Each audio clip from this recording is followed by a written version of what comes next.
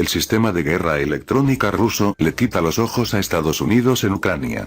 El Pentágono no sabe qué hacer con los sistemas de guerra electrónica rusos. Thomas Washington, una autoridad estadounidense en materia de guerra electrónica, dijo que, para los estrategas de la OTAN, la operación especial rusa en Ucrania en 2022 significaba una excelente oportunidad para estudiar cómo funcionan los sistemas de guerra electrónica de su principal adversario geopolítico. Informa el analista militar Alexander Sidnikov. Pero ahora, casi 4 meses después, Washington está visiblemente confundido. Ni él ni otros expertos lo tienen claro, aunque admite que los estadounidenses llevan 8 años preparándose para luchar contra los rusos por un autodenominado espectro electromagnético. No se puede decir que los estadounidenses no hicieron nada. Las Fuerzas Armadas de Ucrania fueron entrenadas según el molde del ejército de Estados Unidos, apoyándose en la experiencia ya existente de los combates con las unidades del Donbass y en los acontecimientos de la primavera rusa de 2014 en Crimea. A modo de recordatorio, las comunicaciones militares ucranianas en Tabrida fueron simplemente cortadas, lo que sumió a los comandantes locales de las Fuerzas Armadas de Ucrania en el estupor. Al mismo tiempo, los vehículos aéreos no tripulados rusos Leer-3 interfirieron las comunicaciones celulares.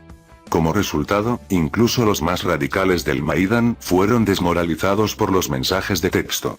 El Pentágono, por supuesto, vio que el Ministerio de Defensa ruso había estado llevando a cabo una modernización a gran escala del ejército ruso desde 2008, incluso en el sistema de guerra electrónica. Pero los estadounidenses prestaron poca atención a esto a pesar de que Moscú no había escatimado dinero en la guerra electromagnética. Solo cuando la gente educada de Rusia consiguió un referéndum popular en 2014 se dio cuenta de ello. Más tarde, el proyecto Lessons Learned, lo que Estados Unidos llama revisiones cerradas de todos los conflictos, preparó un plan especial para contrarrestar las armas de ataque de pulso electromagnético rusas en caso de un conflicto a gran escala entre Ucrania y Rusia. Teniendo en cuenta que las fuerzas armadas ucranianas son más débiles que las rusas, los especialistas estadounidenses suponen razonablemente que tarde o temprano el escenario de las hostilidades se desarrollará, en primer lugar en Donbass. Los centros de entrenamiento de las Fuerzas de Operaciones Especiales de Estados Unidos han formado a 26.000 soldados ucranianos para luchar en un entorno dominado por la guerra electrónica rusa y sin ninguna comunicación con el mando. A los soldados estadounidenses se les aconseja, en primer lugar, salvar la vida, y no luchar hasta el final. Especialmente cuando no está claro lo que ocurre en otras partes de la batalla. Pero para los ucranianos, los estadounidenses eligieron un enfoque suicida diferente. Esto se hizo para que, como explican los expertos militares estadounidenses, no se repitiera la situación de 2014. Aunque Kiev permanezca en silencio, las unidades individuales de las Fuerzas Armadas de Ucrania deben, en cualquier caso, entrar en combate y derramar toda la sangre posible. Además, los estadounidenses mejoraron y clasificaron el servicio telefónico por cable. Esto permitió a las Fuerzas Armadas de Ucrania mantener el control en febrero-marzo de 2022 incluso en un espectro electromagnético completamente suprimido. Sin embargo, la guerra electrónica rusa fue brutal y eficaz, especialmente cerca de Kiev. Las tropas ucranianas estaban a menudo cegadas por ella. Les privó de ojos y oídos y les obligó a recurrir a métodos de combate anticuados, como los correos, cuando las comunicaciones estaban completamente fuera de servicio, señala el corresponsal de guerra estadounidense Dan Reis, que se encontraba entonces en la capital. Y una cosa más. Nuestro sistema de guerra electrónico suprimió el sistema integrado de defensa aérea de las Fuerzas Armadas de Ucrania. En particular, la operación de los paracaidistas rusos para tomar el aeropuerto de Gostomel, en las inmediaciones de Kiev, fue posible gracias al bloqueo de los radares y las comunicaciones de radio ucranianos. Y el fuego amigo de finales de febrero sobre Uksanchenko, el fantasma de Kiev, un piloto de alto nivel de la Fuerza Aérea, también se debió a una interferencia en el espectro electromagnético. Hay un punto muy interesante aquí. Hawkeye 360 anunció el 4 de marzo que el análisis de los datos de Ucrania reveló una importante actividad de interferencia de GPS. La señal de navegación por satélite no existía o era inquietantemente mentirosa. Los estadounidenses señalaron a la estación de interferencia rusa R-330Z Citel como responsable de esto. Los drones turcos Bayraktar atravesaron inmediatamente la Nenca. A esto le siguieron gritos del jefe: todo está perdido desde Kiev hasta Washington. Washington no descarta que los Estados Unidos se vieran obligados a activar señales GPS, seguras, hasta ahora desconocidas, de un código militar especial que claramente no estaban destinadas al conflicto. Por supuesto, las advertencias como probablemente dan una interpretación amplia. Pero, de ser cierto, los estadounidenses han sacado a relucir sus capacidades electromagnéticas encubiertas, que, al 100%, ya están siendo estudiadas por nuestros desarrolladores sistemas de guerra electrónicas. Asimismo, las terminales de satélite Starlink de SpaceX han sido objeto de ciberataques rusos.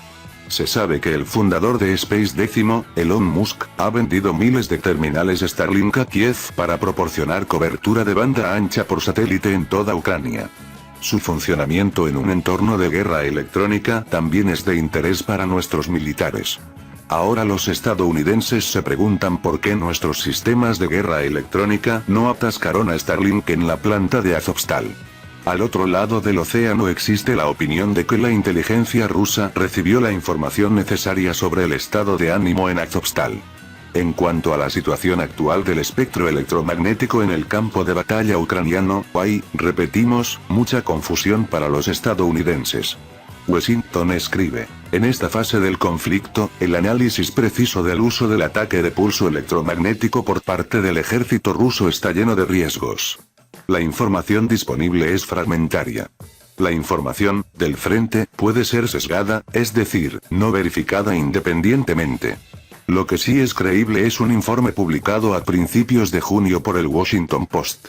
Informa de un nivel de sistemas de guerra electrónica sin precedentes en el Donbass, que afectó negativamente a las operaciones de los drones ucranianos. La empresa canadiense de vehículos aéreos no tripulados Volatus Aerospace admitió en un comunicado de prensa que las interferencias rusas estaban afectando negativamente a sus drones.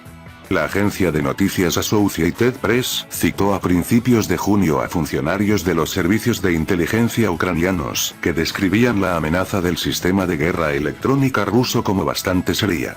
Se refieren a la interrupción de los esfuerzos de reconocimiento de las fuerzas ucranianas y de las comunicaciones de los comandantes con las tropas.